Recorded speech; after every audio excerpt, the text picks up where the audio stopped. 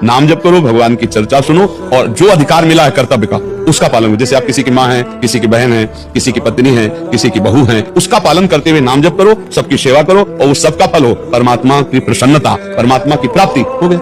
इस तरह से परमात्मा प्राप्ति की जाती है। नहीं तो गृहस्थी में कोई ऐसा थोड़ी कि रात दिन माला लेके एकांत हुए, नहीं, जब बेलना चल रहा है ना रोटी में तो राधा राधा राधा, झाड़ू चल रही राधा राधा राधा, सास ससुर की सेवा करे राधा राधा राधा, खूब मंदिर में पानी चढ़ा रहे हो, बूढ़े माता पिता बैठे हैं उनको भोजन नहीं दे रहे हो, मंदिर वाले ठाकुर जी पानी स्वीकार नहीं करेंगे क्योंकि वो उनमें बैठे ठाकुर जी मुंह के इंतजार कर रहे हो, तुम में बैठे रहो। अभी पहले शंकर जी को पानी चढ़ा, शंकर जी वहां नहीं है, शंकर जी उनमें बैठे थे जिनको तुम तिरस्कार करे। पति ही परमेश्वर उसमें बैठा हुआ है, सास ससुर में परमेश्वर बैठा हुआ, इनको बनाओ भगवान के भाव से, उनको पाओ, बढ़िया भोग लग गया, भगवान प्रसन्न। इसी से परमात्मा की प्राप्ति होती है। अब सबकी सेवा ठुकरा करके माला लेके बैठे तो देखो हम लोगों को भी सेवा तो करनी पड़ रही है। 1 मिनट का टाइम नहीं, ऐसी नौकरी है हमारी।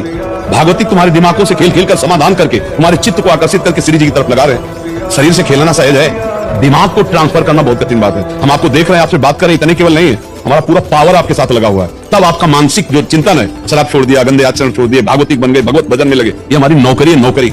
1 मिनट का टाइम नहीं। वहां कुटिया में से थोड़ी चैन से लेट जा, बीमार है तो भी नहीं। अपने जो दिनचर्या, अपना जो कार्य, उसमें रात दिन, विजयी वही होता है जो रात दिन अपने को कूड़ा कर दे, मेहनत करके अपने को कूड़ा कर दे, वही हीरा बन के चमक जाता है। और जो आलस से प्रमाद है ना, मनुष्य जीवन इसके लिए बहुत कीमती श्वास है। हर श्वास नाम जप करो, शरीर में जितना बल है दूसरों की सेवा में लगा दो, भगवान मिल गए।